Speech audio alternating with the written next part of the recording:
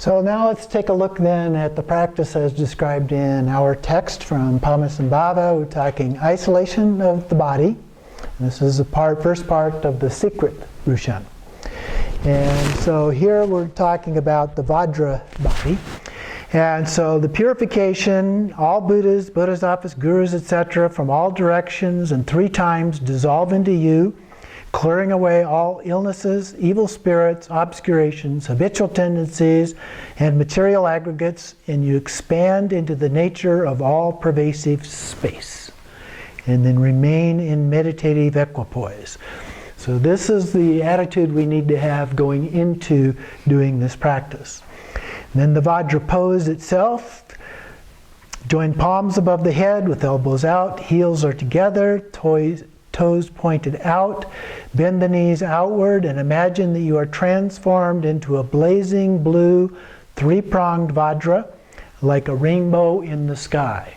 So you're not a solid object like this vajra, but you're transparent, okay?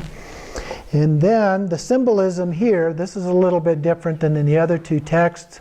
The upper central prong is the nature of emptiness. The upper right prong, the nature of luminosity. The upper left prong, the nature of all pervasive compassion. The lower central prong is Dharmakaya, lower right prong, Sambhogakaya, lower left prong, Nirmanakaya. And in the center, it's the union of wisdom and compassion. And wisdom and compassion represent the essential qualities of enlightenment, if you will. We sometimes talk about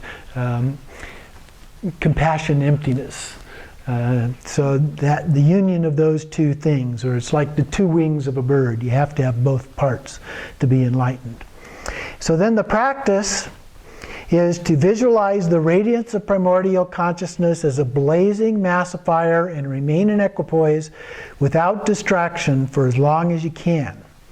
You can alternate between standing and lying down and sitting, squatting all the way down like I was demonstrating, or sitting on a chair is fine.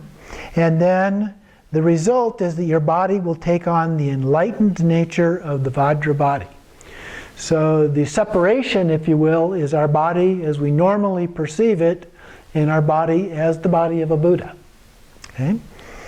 And then the transcendental wisdom aspect of this, abide softly and deeply in Rigpa, pure awareness, beyond thoughts or concepts, even emptiness. Whatever arises is the manifestation of mind.